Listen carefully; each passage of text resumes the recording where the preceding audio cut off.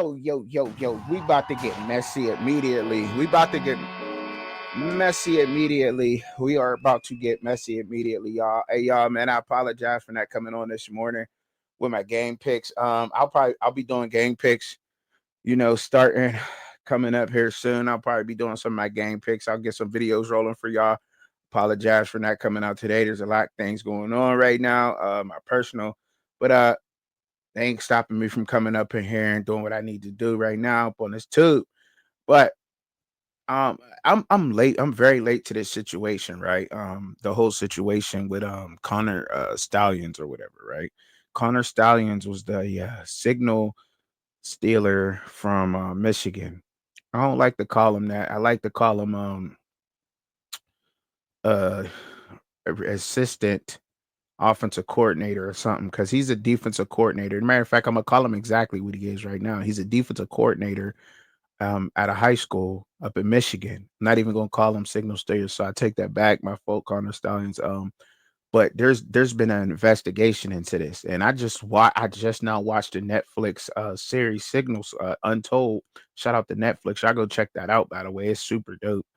Um, and they their investigation has been leading up to them, you know what I'm saying, leading up into like Michigan. Like he would go. So their part of their investigation is thinking that Connor Stallions had took his seats to every game that he had Michigan games. He would give it to his friends or family, and they were supposed to be recording these games and reporting back to him with the signals or giving him the film that they filmed the coaches or whatever. And it's crazy because like he may or may not cop to this, I guess, in some type of way of fashion. But it's just crazy because in the game of football, before I even wrote this clip, it's like it doesn't even matter if you know the calls or not in football. You still got to stop them. It's your trenches versus my trenches. Who's going to win and who's going to dominate in that game in that fashion? Like it don't matter. You can know what I'm running, don't mean you're going to stop it. You can load up everybody. If I'm running a toss sweep right, and you could load up everybody on the left side of your defense to stop that toss sweep, right? Don't mean that you're going to be able to stop my running back. You know what I'm saying? Like it doesn't matter. Like to me, it don't matter. Maybe that's just me. You know what I mean? Like I feel like this is somewhat of a cop out to a lot of coaches and other fans that may be trying to use this signal calling thing, make it a big thing because Michigan had a horrible year this year and they still beat Ohio State. But in this whole thing, I got to be honest, Buckeye fans out there, I'm not too pleased with y'all. I'm not too pleased with y'all head coach right now. I'm not. He's looked at as a shyster because upon watching this film and learning the things that I've learned as far as this docuseries on Netflix, Ryan Day's friend, the person who broke a huge part of this story, even though, bloggers and message boards have been doing their own part of investigation upon this, but who broke this story nationally, a big piece of investigation was for the Washington Post, Washington Huff, or whatever it's called, Post, whatever. And Ryan Day's friend, Ryan Day has a connection there, college buddy, whatever he is. I'll just say an associate of Ryan Day's works for the Washington paper, right? And then Washington Days, some kind of relative move is a private investigator that moved to Michigan right before Connor Stallion's email got hacked into. You know what I'm saying? Like I know people was like making this a big deal, and they because they were speculating on it. Like you had like Pat McAfee, ESPN, who Dave Portnoy, who wasn't talking about this. Everybody was talking about this, but the thing is like who like when you look at this whole situation, and you feel like Ohio State had something to do with this. There's no way to make that kind of connection. Even if people think that Connor Stallions did it, when you get to watching it for yourself and you say, okay, there got to be some validity to what he was doing. But he never copped out and said he was not a signal, air quote signal stealer. That's what he was hired to do. He was a Marine, decorated Marine. Shout out to him. Thank you for your service. Connor Stallions was.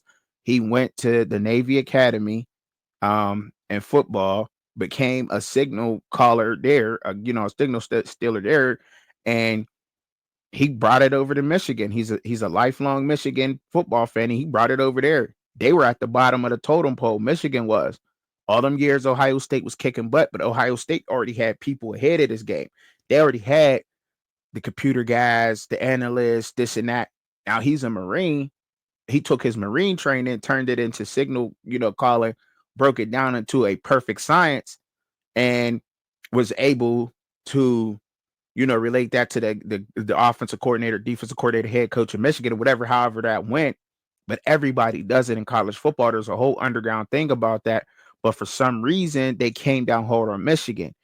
And because Connor Stallions changed the game, now the Connor Stallions rule, that's why they're using in-helmet communication now in the NFL and with the NCAA, and they're probably going to be going to high school with this because of Connor Stallions.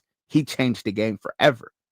What Connor Stallions was able to do and come up with his own system, I hope he patented it, because the way that he broke this down, he changed the game to the point where now Michigan was on top of the totem pole.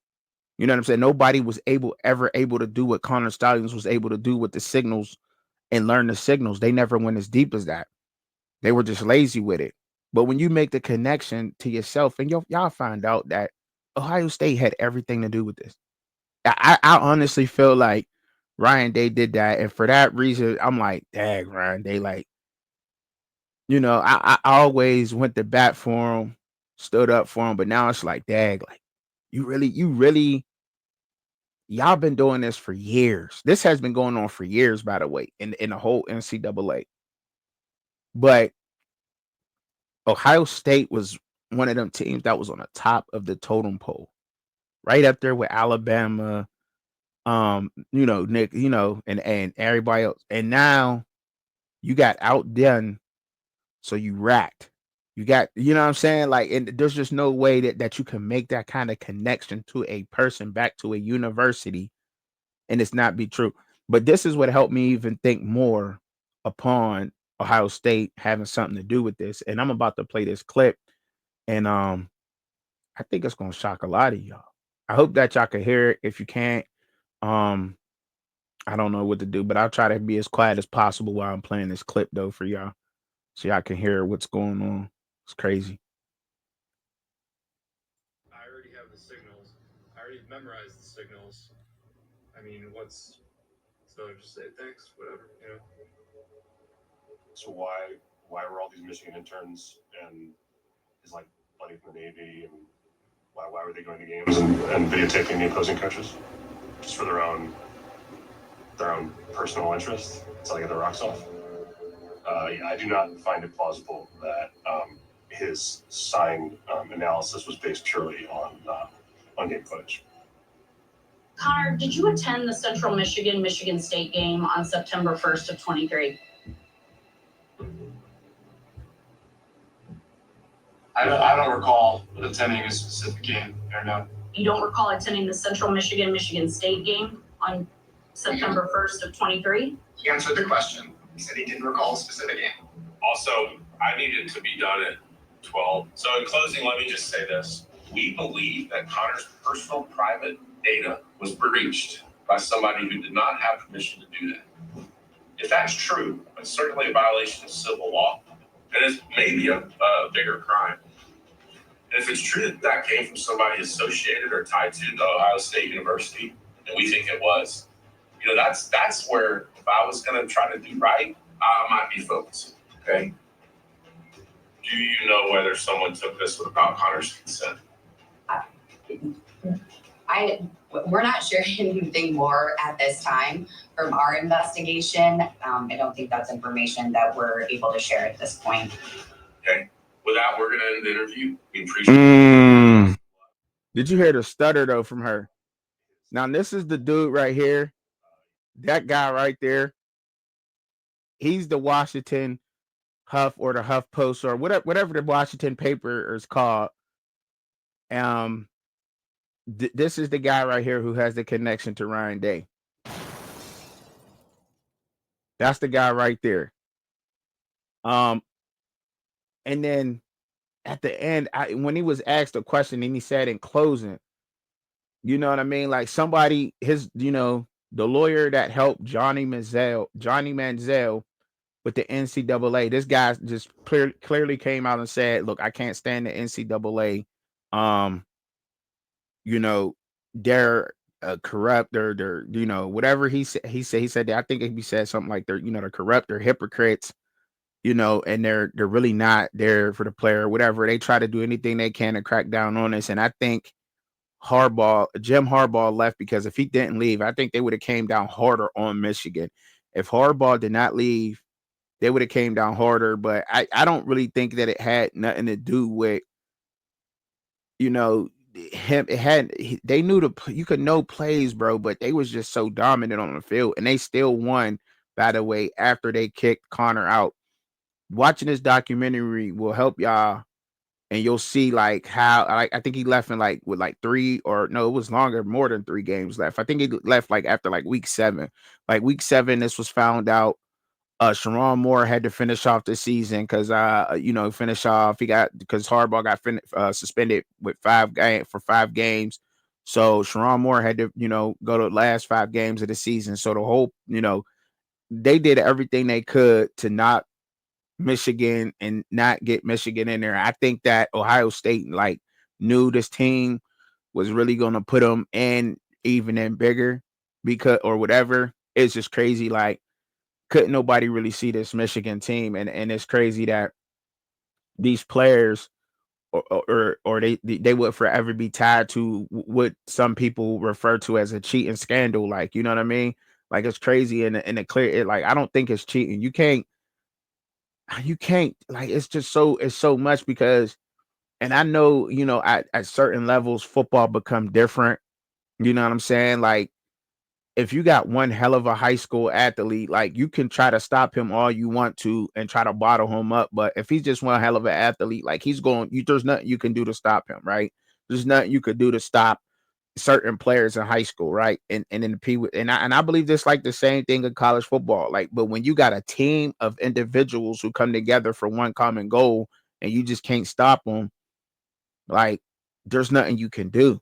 Nobody wanted it more in college football than that Michigan State's team, than that 2023 Michigan Wolverine team, excuse me. Nobody wanted it more than it.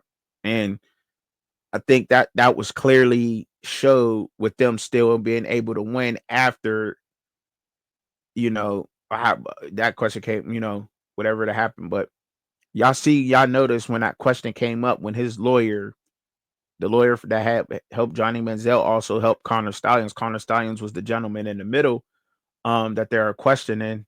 Let me see if I could try to find the pictures or whatever. I'll try to skip through this so I can try to find pictures of the video. So they're sitting down with the NCAA at this point. This is Connor Stallions here in the middle, and then his this is the lawyer that helped Johnny Manziel right here, to the right of Connor Stallions. And this is another one of his lawyer representatives, and they're both his lawyers at this point. And you notice when he asked the question to the NCAA representative, whoever that had been, that, his personal data was breached. So the private investigator that moved to Michigan, that is some kind of relatives of Ryan Day's, moves to Michigan, is a private investigator, can hack, do whatever he needs to do to get information, got some information from Connor Stallion's computer, sent it to the NCAA. The NCAA knows exactly who they got that information from, which was obtained illegally. So it should never even have been able to get up there to that point, because, I guess it doesn't matter, right? Because if anything is if your personal data is hacked and you weren't set up and set up by a family member or somebody else in that type of order, it should be obtained illegally. It has to be obtained legally, right? But if like and the only way it could be obtained legally is if that private investigator just went ahead and did it anyway and then sent it to the NCAA, right? Now now they should be able to use that information, you know what I'm saying, because it was out without their knowledge. So I guess technically there's some loopholes to that, because I know that's how that works with like law enforcement. With like if somebody in law enforcement does not, you know, entice you or say anything to you about obtaining some information for a suspect, then they could use that information. But if they told you to do that, then now that information that you gave that law enforcement is obtainable. And I'm guessing, I'm guessing that's the same way this works with this information, saying that they're trying to bring some kind of disciplinary to Michigan, the University of Michigan, and or the players in Connor Stallion, right? They're trying to prosecute Connor Stallion in this way, but you know, they told him he couldn't coach in the NCAA for 3 years behind all this, but she stuttered. She clearly stuttered and then tried to giggle it off. And I don't know if y'all caught that, so I'll try to play that for y'all again. But she clearly stuttered and stumbled. Like, listen to it carefully again. Someone took this without Connor's consent. We're not sharing anything more at this time from our investigation. I don't think that's information that we're able to share. So they're not able to share that information, but they want to get all this information about them. You see how that worked with the NCAA? You see how that like, so I know like that's why the title is Old News, New Reaction. Because I mean, I was aware of this situation, but it just seemed like everybody was all over the place with it, right? And I'm not saying that Netflix ain't, but I believe that you got an idea from watching this documentary on Netflix that you know exactly what's going on, bro. Like you feel like you know, like, okay, there's no sides to pick here. Um, but now I know all. Now they laid the information out totally, and for as far as I'm concerned, I don't think Connor Stallions ever denied doing what he was doing. You know what I'm saying? The thing is like it's not illegal to steal signs. You could do that. You're allowed to do that, but you're not allowed to film the coaches doing it and then use that. So you're allowed to use the broadcast information. That's why cameras don't zoom in on coaches, and why you see coaches cover their mouths when the camera during the game when they're making calls, just in case the camera is on them, so you can't read their lips. So signal stealers can't read their lips on what play calls that they're making, right? Because you got professional lip readers. Like there's a whole underground thing of football that it just takes the game and makes the game like, damn. Like, you know what I mean? Like this is a game, gladiator game where the strongest, most prepared man wins, but it's just like combat, like, right? Because this is a game of chess, not checkers. You know what I'm saying? Like football is a game of chess for real. Strategy, knowing, you know what I mean, knowing how to set up your opponent right up into your strips, you know what I mean, and that's what it is. But at the same time, though, it's really like you got to get out there, and at some point, like you got to stop letting this man whoop your ass. Like if he's out there, just let's just call it what it is. If somebody's out there on the field just whooping your ass all day, like there's nothing you could do about that. If he's just over physical and all your players on the offensive line, like I don't give a fuck what signals he knows. Like you cannot do anything with him with a double, triple team. Like, and then when you do that, somebody else is free doing it. Like, and that's the thing. Like, you just getting your ass whooped. You just getting your ass whooped. And that's just what it is. Like, you know. So I wonder what the excuse is this year with Ryan Day. And I think this is why some people calls for his job, because they're like, we know what you did, bro. Like you set this whole plan in motion, bro. Like they know they did. They pretty much admitted it without admitting it. You know what I'm saying? That's court for people who don't know. That's court talk for yes, Ohio State had something to do with Michigan, this investigation going into Michigan. Like that's how hated this rivalry is. That's how much this rivalry means to these schools. Like I had said, like I didn't understand it. Now I'm just like way over the top. Like, yo, like that's crazy. That's crazy. Like to the point where you hire private investigators, like a private investigator.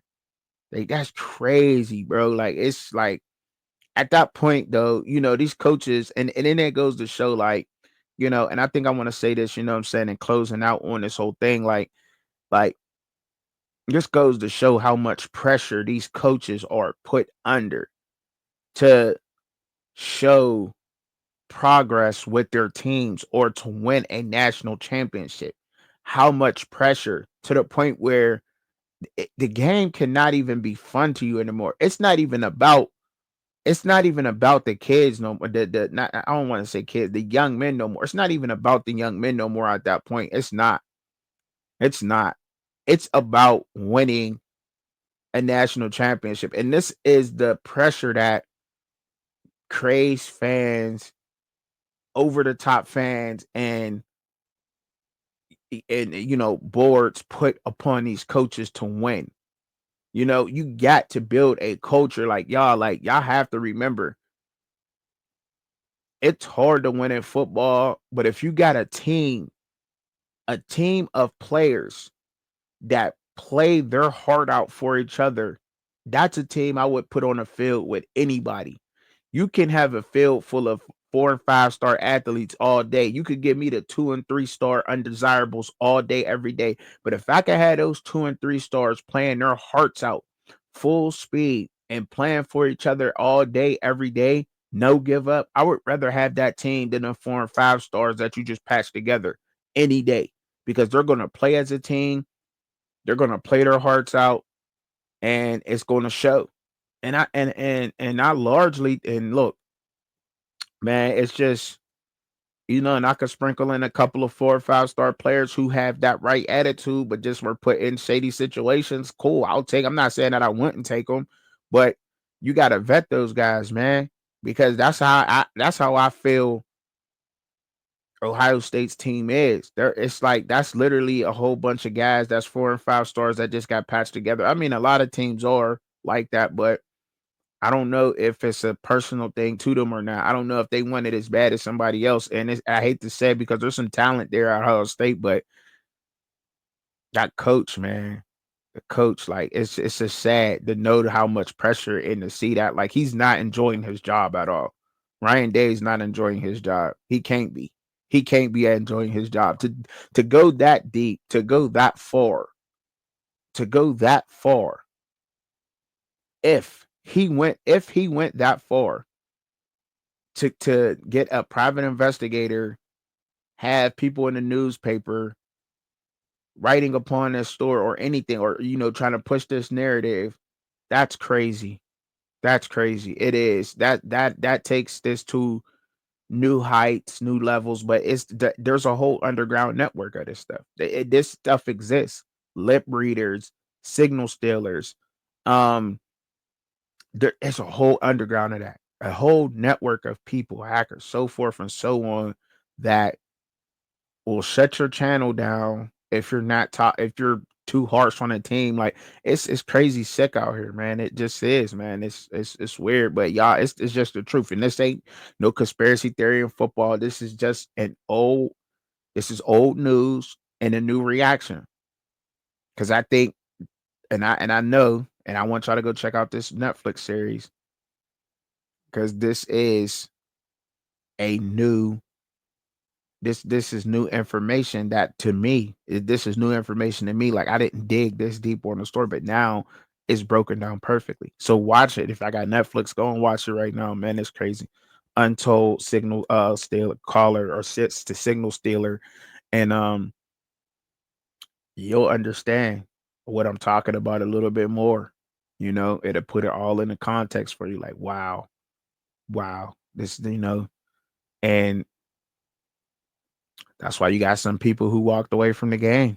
I honestly believe that to be in the top of college football, you got to be doing something like that. But every team does it.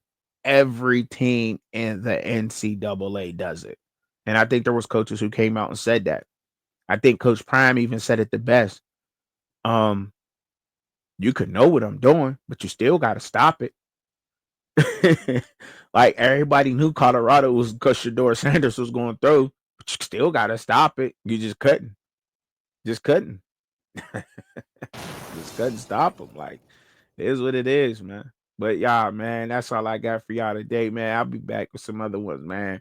Another Chuck and Chubby production, man.